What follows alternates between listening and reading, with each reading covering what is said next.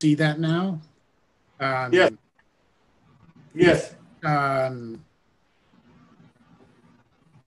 10 modelers that'll be showing their work today.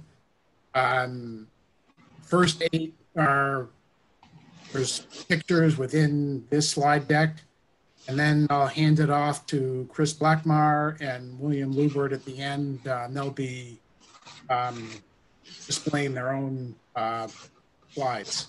But we're going to start with Bob Farquhar, and I thought what Bob did was great because he's basically um, starting up where he left off last month with this particular building. So I think this looks great, and take it away, Bob. All righty. Yeah, this one was about a month ago. That's when I first started. Okay, the next one. Yeah, this one pretty much is almost done. I have to do with finish the roofs up in here. These roofs and no more. Another sign go up on the top in here. But other than that, this is pretty much almost done. And the next one, this is a view from the right-hand side. And since then, I've corrected this pipe going from the gas meter. It was crooked here, but straightened that up. And you can see where the that roof piece is, included in permanently. These two are going to be loose. So, and this one here comes off too, so you can see the detail inside. And it's lit inside, and 3 LEDs inside. And also there's a welder inside this part of the building here with a arc circuit in there. And the circuits are buried in the styrofoam in there. And this is the left side. Oh, go ahead. Yeah, that one there. That's the left side. And then I think there's a view. There's in there here, I also have a pulse width modulator to tone down or control the intensity of the lighting. And this is a little knob in here to control, like turn it up or down, whatever you want to do. That unit is buried down in here as well. The next one, please.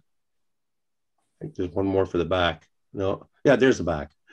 So, and that's a plug-in that I have in here for the lights and the the lights and the arc welder. That's it. So Bob, is this just a standalone diorama, or is this going to be part? Yeah, just standalone. Okay. So then you, for that pulse width modulation, you just have a 12-volt supply or something like that? Yeah, it is a 12-volt supply coming in with a wall wart. And actually, I got it in the bag right here. And it plugs into this on the little jack at the very back there. And it goes through the pulse width modulator so I can control the intensity of the lighting. And also that voltage for the lighting and with the voltage required for the arc welder, it's in the right range there too. So 2 in 1. Since this sent this to Jeremy a couple of days ago, I finished the roofs and add more detail and stuff too. Yeah. I did have a quick question on the back here on this view. On the right side, that corrugated roofing, is that a paper corrugated roofing or is it metal? And what was used to do the coloring? So that is the real corrugated roofing. And I do like a brown, there you go.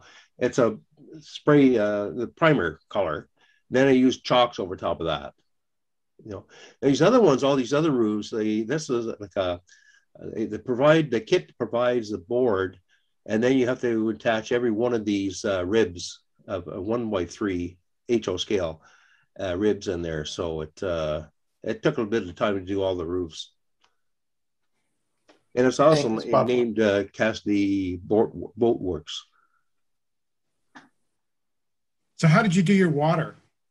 Oh, that was another story. I did my tape along the sides on this.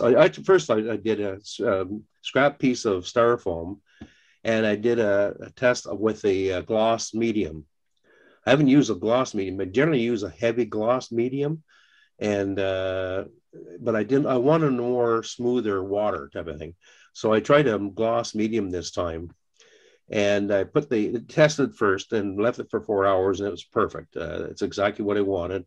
I put the tape around the edges in here. I put about 3 layers of tape along the edge and poured all the water in. And then I had to set the building and the piers into the water and the raft and so on, and the boats.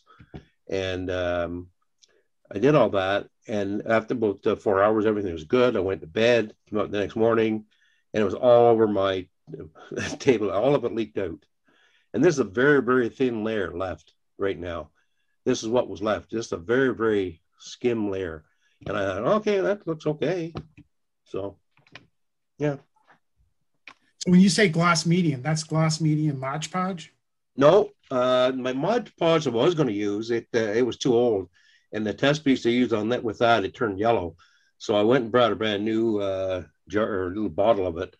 It's called gloss medium by Liquindex, I think is the name of the manufacturer. Okay, great, thanks. Any other questions for Bob? Okay, thanks very much, Bob. That was great. Okay. To Patrick.